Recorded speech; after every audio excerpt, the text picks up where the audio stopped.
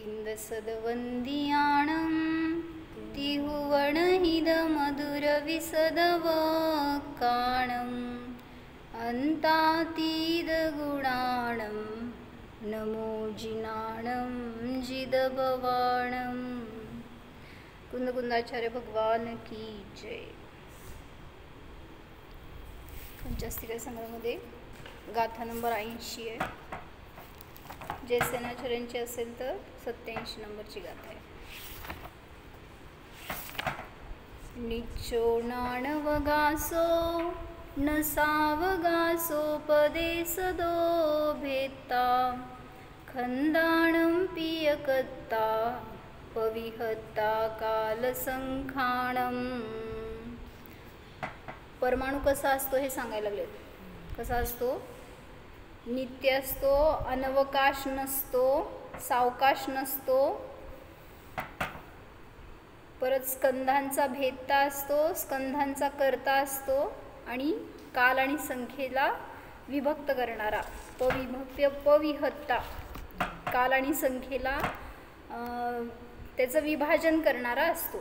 म्हणजे काळाचं मोजमाप काढणार तर परमाणूवरूनच, आणि द्रव्य क्षेत्र कालभावाचं जरी मोजमाप काढणार तरी त्यासाठी सुद्धा परमाणूचं मदत होते। म्हणून त्यांनी सांगितलं परमाणूच त्यांचा विभक्ता आहे, प्रविभक्ता आहे। जयसेनाचार्यांच्या टीकेचं शेवटचे 2 वाक्य आहेत। मोठ्याच्या मोठं एक वाक्य आहे ना, ते चाललंय, त्याच्या आधीचे 2 वाक्य असं। काय झालं होतं? केवल ज्ञानाच्या अपेक्षेने सांगितलं होतं की जसं केवल ज्ञानामध्ये संपूर्ण एका समयामध्ये समयरूप व्यवहार कालाच्या संख्येचं त्यांना ज्ञान होतं। एका समयात केवल ज्ञानाच्या अंशामध्ये सुद्धा व्यवहार कालाच्या संपूर्ण संख्येचं ज्ञान होतं। त्याप्रमाणे परमाणूसुद्धा एका प्रदेशापासून मंदगतीने अणूपासून अन्य अणूला व्यतिक्रम लक्षणाने भिन्न करून समयरूप व्यवहार कालाच्या संख्येचा भेदक होतो। म्हणजे थोडक्यात म्हणायचं आहे, जेव्हा अणू एका प्रदेशावरून दुसऱ्या प्रदेशावर गमन करतो त्यावेळेस तिथं जे काय मंद गतीने लागणारा त्याला वेळ आहे त्याला म्हणलं समय। हे त्या काळाचं परिमाण आहे जे परमाणूवरून केलं जातं, म्हणून तो व्यवहार कालाचा भेदक आहे असं म्हणलं। हे व्यवहार काल आहेत ना, समय, घडी, घंटा वगैरे। निश्चय काल काय? निश्चय काल काय? वर्तना, त्याचं लक्षण। आणि व्यवहार काल म्हणजे हे परिणमन, जे काय समय वगैरे म्हणतोय आपण, ते जे लागणारं काळाचे परिमाण आहेत हे सगळे व्यवहार काल आहेत। आता पुढं संख्या सांगतायत, म्हणजे काळाचा विभक्ता आहे हे सांगितलं, आता संख्येचा विभक्ता कसा आहे हे सांगतायत। संख्या कथ्यते द्रव्य क्षेत्र काल भाव रूपेण संख्या चतुर्विधा भवति, साच जघन्य उत्कृष्ट भेदेन प्रत्येकम द्विविधा।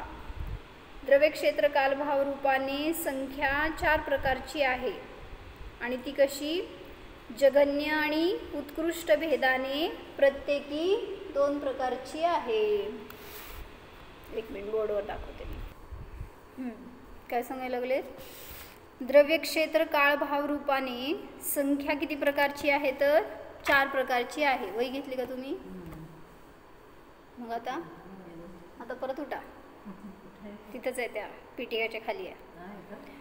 द्रव्य क्षेत्र काल भाव रूपाने संख्या 4 प्रकारची आहे। मग त्याच्यामध्ये 2 भेद केले, जगन्य द्रव्य, उत्कृष्ट द्रव्य, जगन्य क्षेत्र, उत्कृष्ट क्षेत्र, जगन्य काळ, उत्कृष्ट काळ, आणि जगन्य भाव, उत्कृष्ट भाव।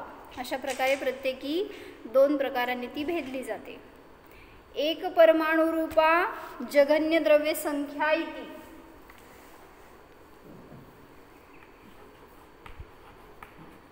जघन्य आणि उत्कृष्ट।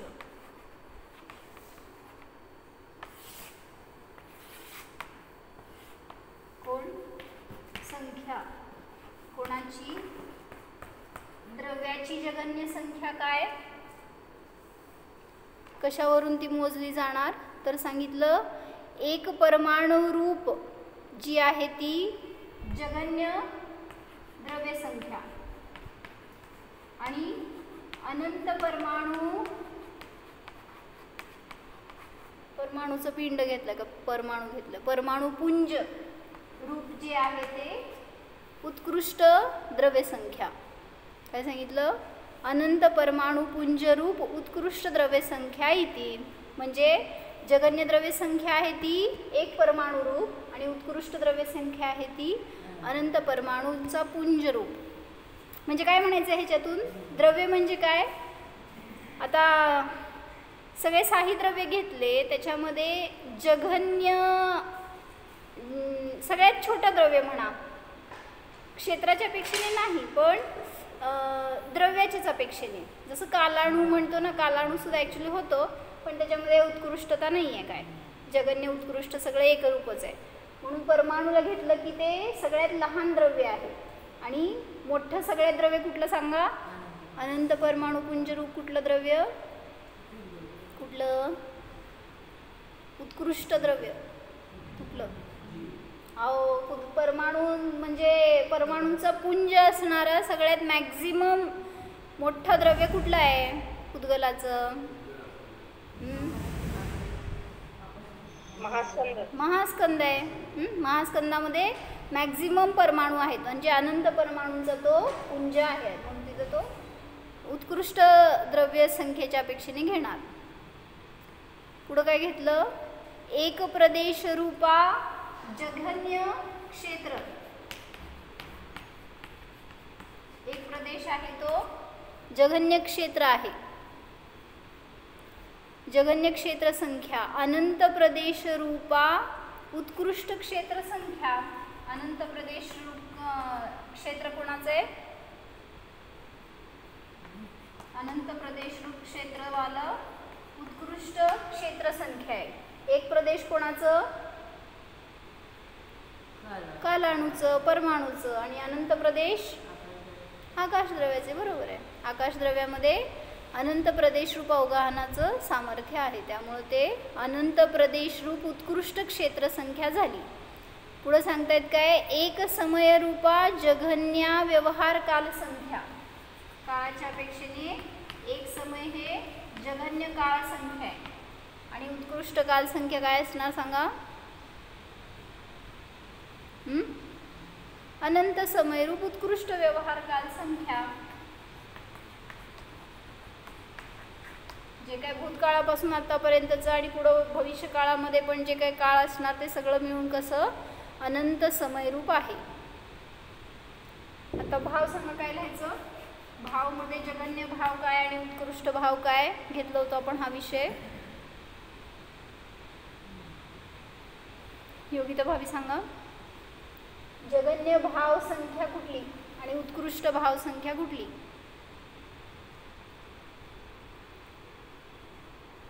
बोला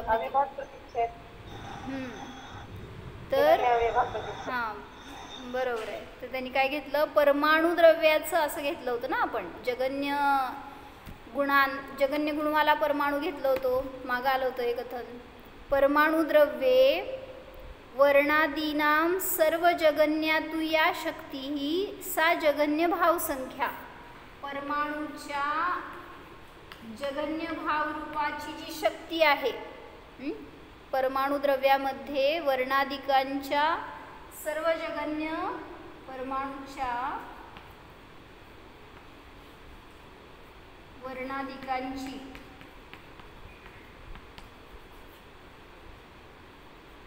सर्व जगन्य भाव शक्ती असं लावलं ना काय लावलं परमाणु द्रव्य में वर्णादि की सबसे जगन्य जो शक्ती है वर्णादिकांची जी सर्व जगन्य शक्ती आहे ती घेतली तर जगन्य भाव संख्यामध्ये तस्मिनेव परमाणु द्रव्ये सर्वोत्कृष्टा तु या वर्णादि शक्ती ही सा तु उत्कृष्टा भावसंख्या इति त्याच परमाणूमध्ये सर्वोत्कृष्ट जी वर्णादिकांची शक्ती आहे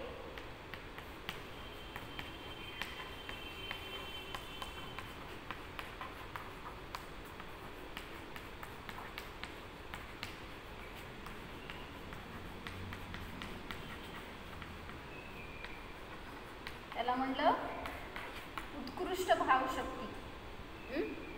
ही सर्व जगन्य आहे.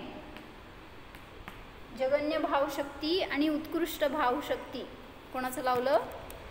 परमाणूमध्ये जे काय वर्णाधिकांची सर्व जगन्य शक्ती आहे त्याला म्हणलं जगन्य भावसंख्या. आणि त्याच परमाणूमध्ये सर्वोत्कृष्ट वर्णाधिकांची जी शक्ती आहे त्याला म्हणलं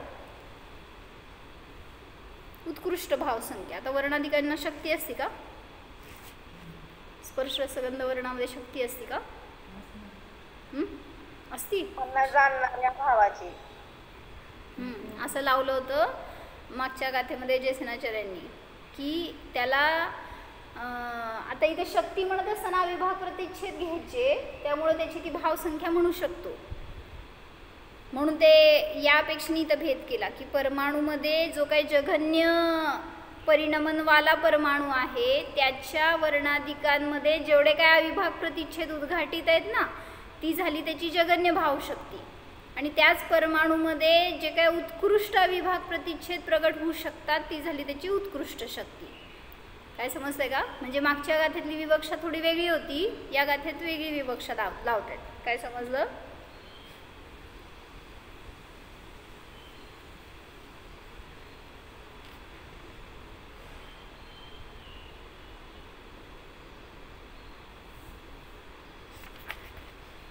मागच्या गाथेत काय विवक्षा होती तिथं? जाणणारं ज्ञान घेतलं होतं ना त्या परमाणूच्या. त्यामुळेच तिथं वेगळी विवक्षा होती, इथं वेगळं सांगतायत. म्हणजे तिथं स्कंधाकडून सांगायचं होतं, इथं परमाणूचं वर्णन चाललंय ना. तर परमाणूमध्ये कुठल्या परमाणूमध्ये जगन्य अविभाग प्रतिच्छेद असतात ना, मग त्याचा खुलासा केला होता आपण. न जगन्य गुणानाम ह्याचा अर्थ काय लावलं होतं काका?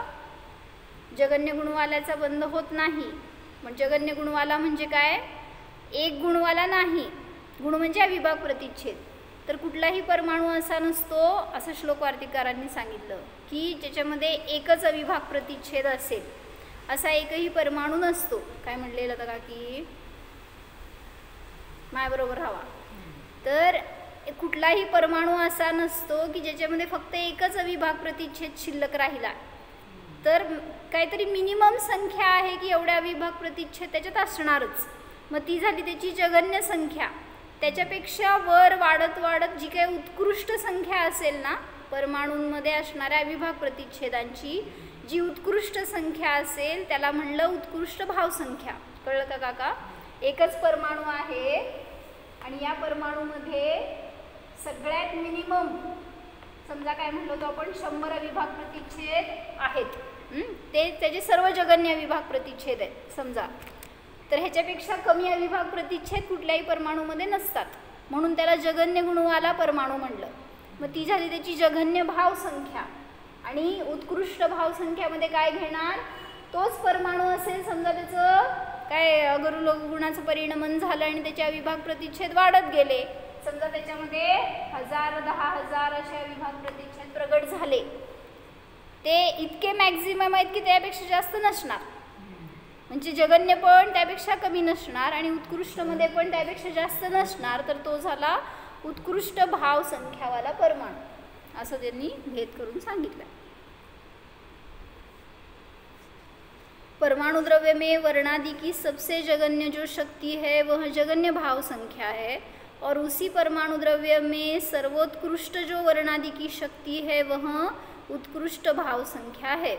इस प्रकार वरचं वाचायचं राहिलं. एवं जगन्य उत्कृष्टा प्रत्येकम द्रव्य क्षेत्र काल भाव संख्या ज्ञातव्या. जगन्य उत्कृष्टा हा म्हणावं लागेल.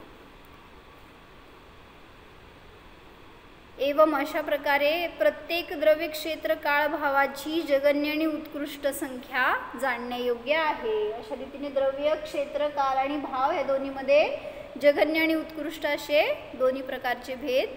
ह्याच्यामध्ये परमाणूचं सहकार्य आहे म्हणून त्याला म्हणलं की द्रव्य क्षेत्र काल भावाचा तो भेदक आहे. काय म्हणा मी काय मग वाक्य म्हणले? द्रव्य क्षेत्र काल भाव काय म्हणलं? का?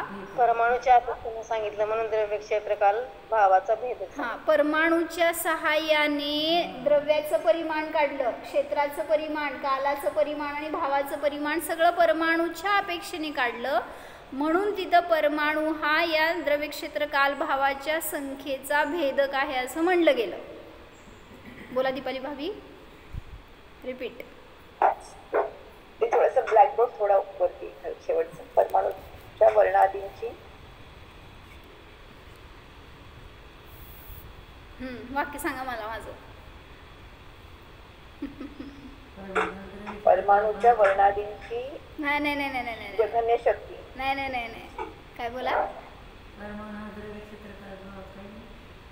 परमाणूच्या द्वारे द्रव्य क्षेत्र काल भावाच्या जगन्य उत्कृष्ट परिमाणाचं ज्ञान होतं, म्हणून तो त्याचा भेदक म्हणला जातो.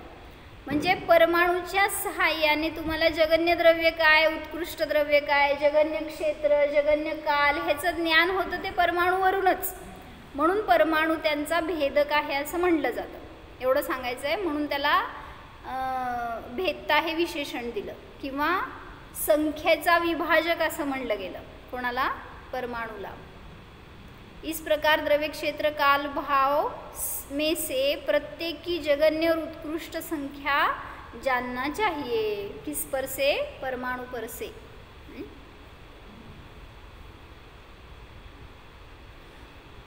समजलंय काय विचारायचं आहे? एवं परमाणु द्रव्य प्रदेश आधारम कृत्वा समयादि व्यवहार काल कथन मुख्यत्वेन एकत्वादि संख्या कथनेन च द्वितीय स्थले चतुर्थ गाता गता. अशा प्रकारे परमाणु द्रव्याच्या प्रदेशाचं आधार करून, म्हणजे परमाणु द्रव्याचा आधार घेऊन असं म्हणा पाहिजे तर, परमाणु द्रव्याच्या प्रदेशाचा आधार, एक प्रदेशाचा आधार घेऊन समय आदी व्यवहार कालाच्या कथन मुख्यतेने आणि एकत्वादी संख्येच्या कथनाने दुसऱ्या स्थळामध्ये चौथी गाथा संपली. म्हणजे सांगायचं की व्यवहार कालाचं पण ज्ञान होणार तर ते परमाणूवरून होणार, आणि संख्येचं ज्ञान होणार तरी ते परमाणूवरून होणार. काय म्हणले त्यांनी गाथेमध्ये शब्द घेतलाय ना, पविहत्ता काल संखाणम, म्हणजे काय, काळाचं पण ज्ञान होतं ते परमाणूवरून आणि संख्येचं ज्ञान होतं ते पण परमाणूवरून. कुठल्या संख्येचं? कुठल्या संख्येचं? द्रव्य क्षेत्र काल भाव, इथं लिहिली ना संख्या मी, त्यांच्या संख्येचं ज्ञान पण होतं ते परमाणूच्या वरून. एवढं सांगितलं.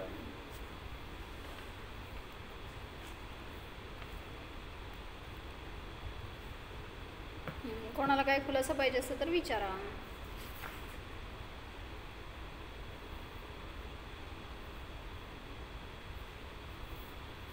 कालचा खुलासा झाला का तो आपला? माताजीने विचारलं पाहिजे. नाही ना, काय केवली बोलणं झालं नाही. भगवानचं एक प्रदेश असतो तर नाही, मीच तुम्हाला प्रश्न दिलाय. फॉरवर्ड केलंय, पुढे बघू उत्तर.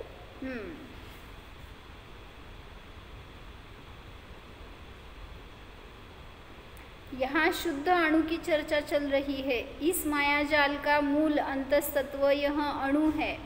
इसके परिज्ञान में जो उपयोग रहता है, मला काय म्हणायचं माहिती का, हे जे तुम्हाला सांगितलंय ना, द्रव्य क्षेत्र काल भावाच्या मुळाशी कोण आहे?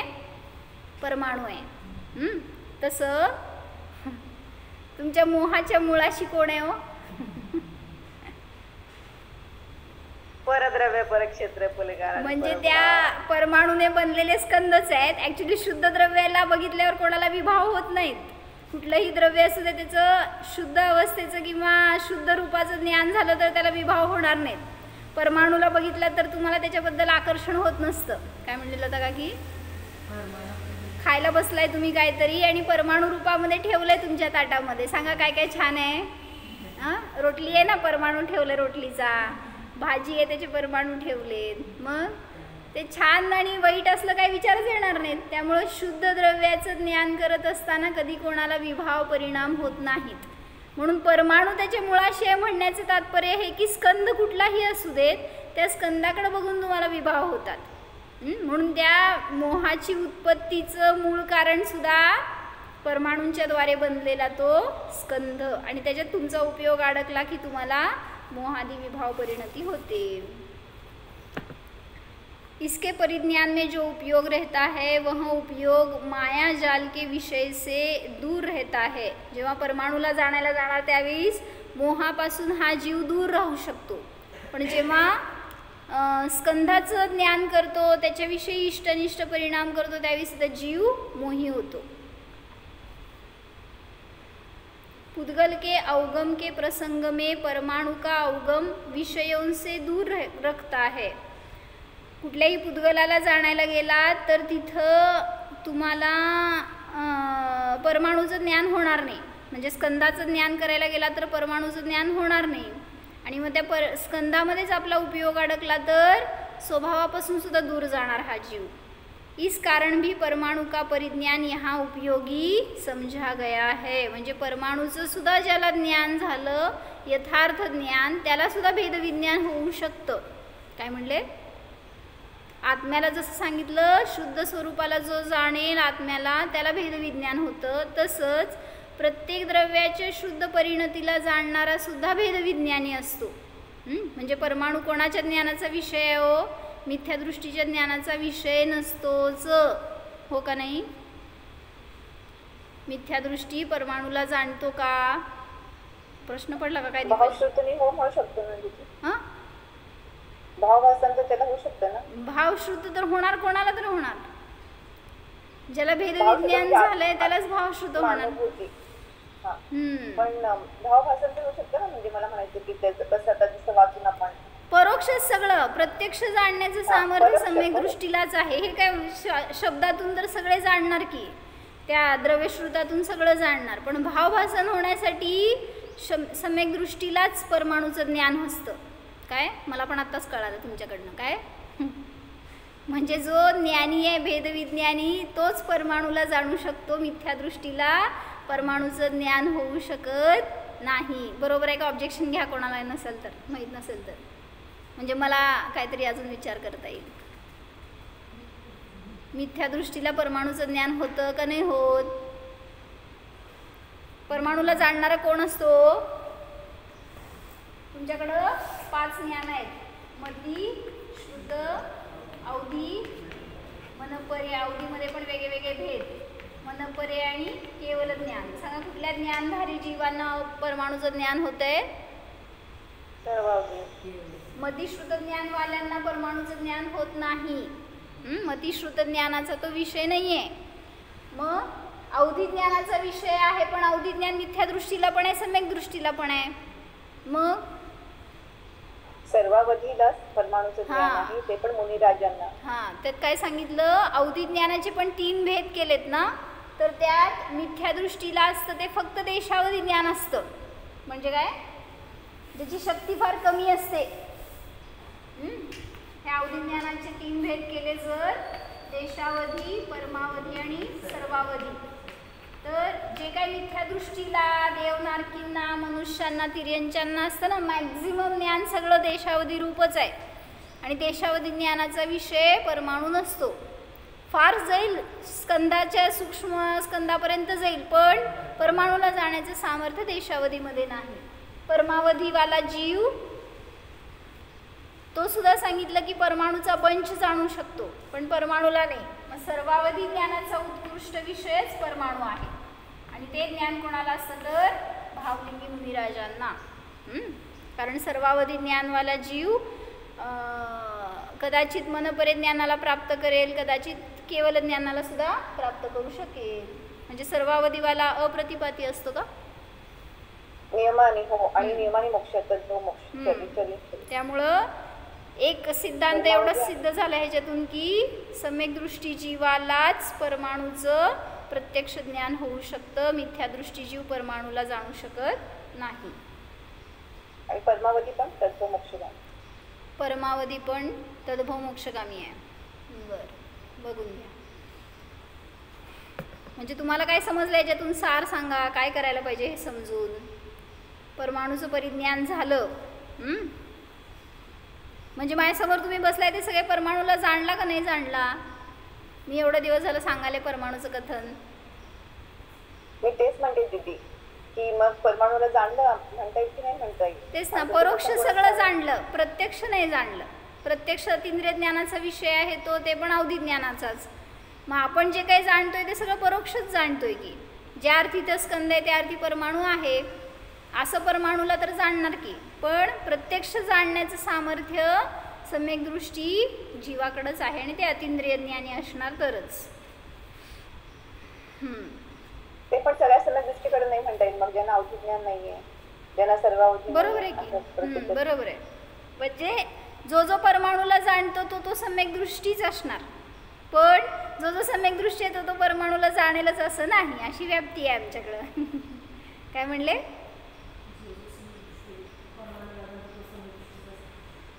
सम्यक दृष्टीच अरे च्या परमाणूला जो जाणतो तो सम्यक दृष्टीच असतो, पण सम्यक दृष्टी असतो तो परमाणूला जाणेलच असं नाही. म्हणजे काय? उगीच शब्द नका ऐकू, काय समजलं ते सांगा. म्हणजे मी सम्यक दृष्टी आहे पण मी परमाणूला जाणेलच असं नाही, कारण सांगितलं नाही तर सर्वावधी ज्ञानवाल्यालाच आहे तो विषय.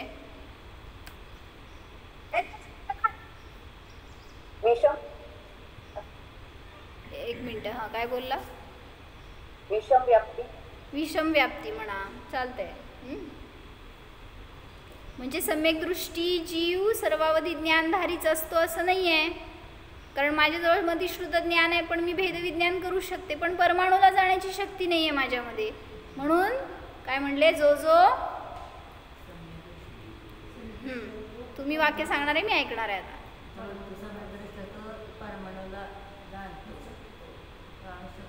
आता काय तुम्हाला उलटच केलं परत. परमाणूला जो जाणतो तो सम्यकदृष्टी असतोच आणि जो सम्यकदृष्टी असतो तो परमाणूला जाणू शकतो किंवा नसतो, जाणेल किंवा नाही. लिहा, त्याशिवाय काय कळायचं नाही तुम्हाला. जो जो सम्यक दृष्टी आहे तो तो परमाणू, बरं असं लिहा, जो जो परमाणूला जाणतो तो सम्यक दृष्टीच असतो, कारण मिथ्यादृष्टीला परमाणूला जाण्याची शक्ती नाही. जलू काकी काय समजलं सांगा? नम्रता भाभी,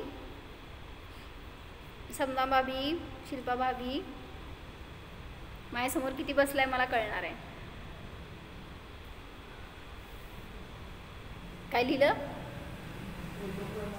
जो जो परमाणूला जाणतो तो सम्यक दृष्टीच असतो, पण जो जो सम्यक दृष्टी असतो तो परमाणूला जाणेल किंवा न जाणेल.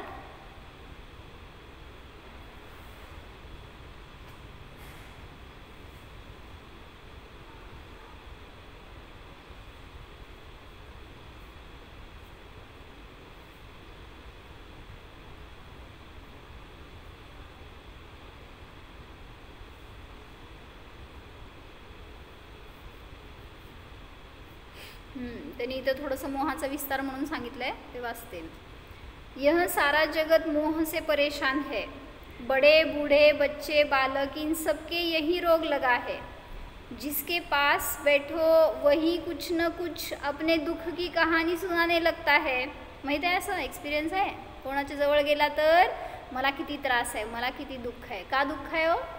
दुःखाचं कारण हेच आहे, त्या परमाणूमध्ये त्या स्कंदामध्ये उपयोग अडकवतोय आणि त्याच्या निमित्तात विभाव परिणाम करतोय म्हणून दुःखी आहे. सुखाची कहाणी कोण सांगत नाही, तुम्ही बाजूला बसल्यावर सगळे दुःखाची कहाणी सांगतात, हे सांगायला लागलेत बरं का. सुख की कहानी म्हणून कोणाच्या बाजूला बसायचं नाही लता काकी.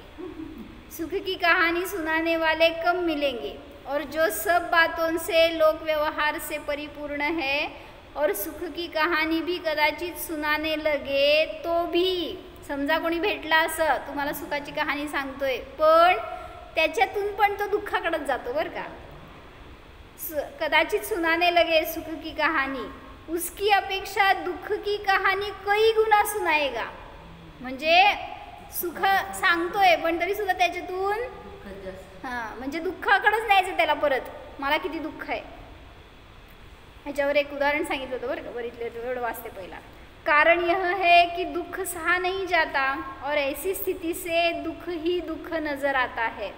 जैसे 1 लाख का धन हो काका, उसमें 1000 का घाटा हो गया, समझो घट जाए, तो 99,000 का सुख अनुभव नहीं कर सकते.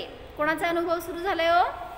लाख रुपये होते तुमच्याकडं, त्यातले 1,000 रुपये घटले, कमी झाले, कुठं गेले, हरवले, चोरले, जाऊ देत, काय तर झालं. 1,000 रुपये घटले. कोणाचं चिंतन करताय? 99,000 रुपये तुमच्याकडे आहेत, पण आहेचा अनुभवच नाही. म्हणून मी आज एक सुमत प्रकाशजींचं प्रवचन ऐकलं होतं, त्याच्यामध्ये त्यांनी तेच सांगितलं की त्यांनी जॉब करत होते कॉलेजमध्ये प्रोफेसरचं, आणि ते म्हणले चांगली जॉब लागली होती. 1982मध्ये त्यांना 500 रुपये पगाराने सुरुवात झाली होती म्हणले, आणि त्या काळातले फार मोठी रक्कम होती ती, आणि चांगलं कॉलेज होतं, चांगलं जॉब होतं, आणि त्यांना पाहिजे तसं पण होतं. पण नंतर त्यांना असं जरा विरक्ती होत गेली, त्यामुळं ते नाही, त्याच्यात अडकायचं नाही हे त्यांचे विचार. आणि मग त्यांनी स्वतःहून रिझाईन केलं. 10 वर्ष जॉब केला त्यांनी, त्याच्यानंतर रिझाईन केलं त्यांनी. मग ते म्हणले मी का रिझाईन केलं याच्या मागं माझं ज्ञान सांगतो तुम्हाला म्हणले, आणि ते शेअर केलं त्यांनी. ते म्हणले की जे काही मी कमवतो ना ते मी भोगू शकत नाही, आणि मी इथून पुढच्या भावात नेऊ शकत नाही, मग कशाला मी त्याची सेवा करू म्हणले. हे मला नकोच. हां, हाय का असे विचार आपले? म्हणजे तुम्ही कमवता समजा, हां, सगळं भोगू शकत नाही हे सांगायला. तुम्ही काय करता हो? आता लाख रुपये पगार आहे समजा पोराला, लाख रुपये भोगतोय का तो?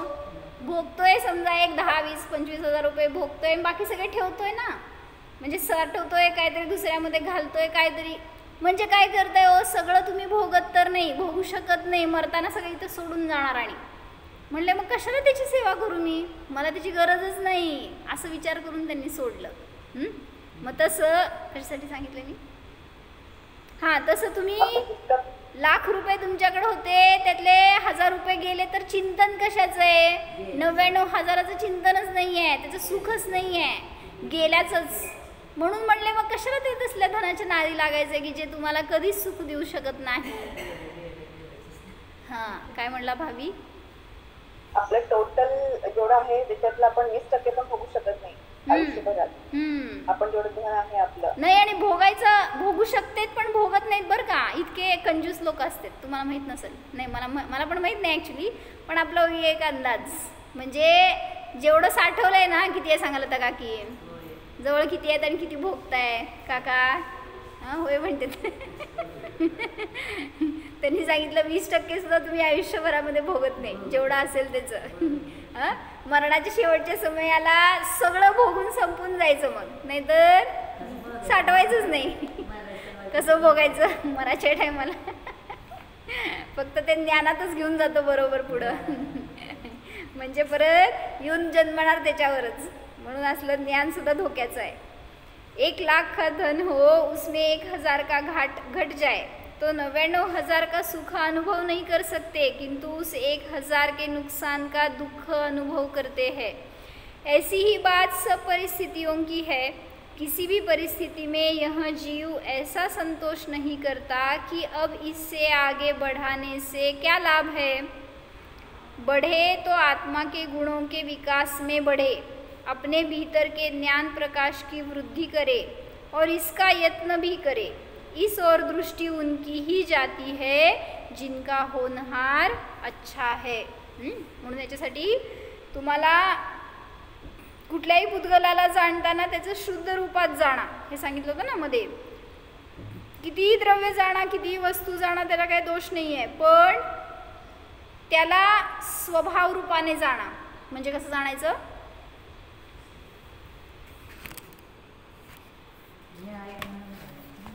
नाही, त्याचं शुद्ध फॉर्म काय, हे पुस्तक आहे. माझं पुस्तक खराब आहे, तुमचं पुस्तक चांगलं आहे, असं मी जाणत असताना काय जाणलं? ती त्याची विभावावस्था आहे, स्कंदरूप झालेली. मग त्याचं परमाणू रूपामध्ये पाहिलं आपण, जाणलं की ह्याच्यात पण परमाणू तेच आहेत, त्यात पण परमाणूच आहेत.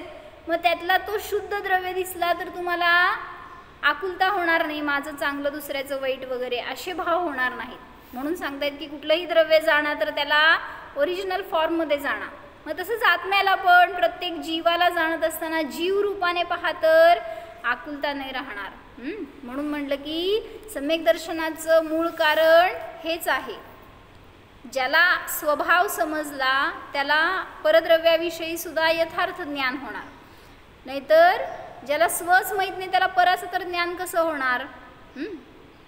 म्हणून एक हे सांगत होते ना मी की ते दुःखाची कथा सांगायची असती सगळ्याला. तर तो एक राजा होता म्हणे आणि त्या राजाला काहीतरी असाध्य रोग झाला होता. त्याला खुर्चीतनं उठायलाच येत नव्हतं. तो खुर्चीवर बसलेला तसाच कितीतरी काळ गेला तो त्या खुर्चीवरच होता म्हणे. आणि मग अनेक डॉक्टर वैद्य हकीम सगळे झाले, सगळे उपचार केले, काय केलं तरी सुद्धा तो कोणाला निदानसुद्धा लागे ना की काय आहे ह्याला. सगळे टेस्ट झाले पण सगळे न्यूट्रल नॉर्मल आहेत. पण राजा उठेच ना खुर्चीवरनं.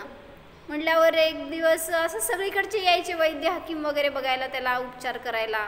आणि सगळे आले की असे तोंडात बोटं घालायची, कसं काय इतकं वेदना सहन करतायत, कसलं डेंजर रोग झाला आहे राजाला. त्यात राजाला अभिमान की जगात मलाच असा रोग झाला आहे. आणि मग आता ते धरून बसला होता की माझं आय एम द बेस्ट. म्हणजे मीच असा भारी रोगी, बाकी कोणाला असला रोगच नाही, असलं त्याचे विचार सुरू झाले होते म्हणे. आणि मग एक गावातला कोणीतरी असंच थोडंसं ज्ञानी असतो, तो अर्धज्ञानी वगैरे असलेला वैद्य आला आणि त्यांनी बघितलं, शहानिशा केली आणि त्याला कळलं की हा मानसिक रोगी आहे. ते काय त्याला पायाला बियाला काय रोग झालेला नाही आहे. मग त्याला कळलं ह्याचा काहीतरी उपाय करायला पाहिजे. मग ते काय केलं त्यांनी माहिती का, त्यांनी सांगितलं हा रोग का, हा मला माहिती आहे रोग काय आहे. म्हटला असला रोग आमच्या गावातल्या सगळ्यात खराब माणूस आहे ना त्याच्या मुलाला झाला आहे. आणि त्यांनी त्याचं नाव घेतलं की हा उठून खडा उभारला. म्हटला हे असल्या खराब माणसांचा रोग मला नाही झाला. म्हणजे काय झालं हो, कोण बरं केलं आणि कोण रोगी केलं होतं त्याला, असंच आहे. आणि मग सगळ्याला हेच असतं की मला किती दुःख आहे, माझं रोग कसलं डेंजर आहे, तुमच्यापेक्षा माझं खराब आहे बरं का, म्हणजे भारी आहे, खराब नाही असं म्हणायचं. तुम्हाला ताप आला ना तुमचा कमी होता, हो माझा लय जास्त होता ताप. म्हणजे काय करतोय, कशामध्ये लोक वर चढत करतायत आणि कंपॅरिझन करतायत.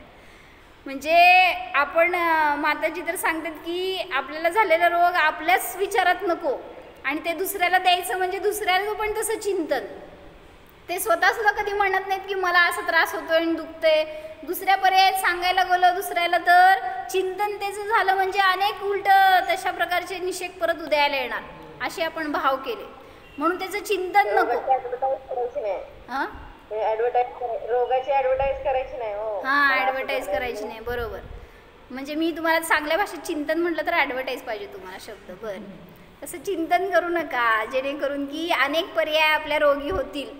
म्हणून सांगितलं त्या रोगापासून भेदविज्ञान करा. रोग तर शरीरात आहे, कर्मांच्या उदयाचं निमित्त त्यामध्ये सगळं चालू आहे. परिणमन माझं परिणमन माझ्यामध्ये आहे, म्हणून त्या रोगाचं सुद्धा मी ज्ञाता द्रष्टा मात्र आहे असं जाणा. हो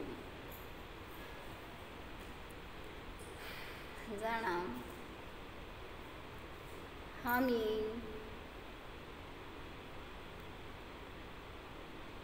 शुद्ध जीवद्रव्य आहे. परमाणु मात्र देखील परद्रव्य माझ्यामध्ये नाहीच. या सर्व परद्रव्यांना परमाणूंना हा मी मात्र जाणणाराच आहे. जाणण्याची आकुलता देखील माझ्यामध्ये नाहीच.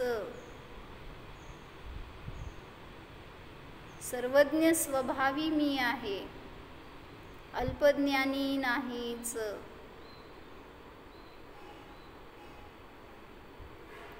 परिपूर्ण ज्ञान स्वरूपोऽहम्, सर्वज्ञ स्वरूपोऽहम्. ओम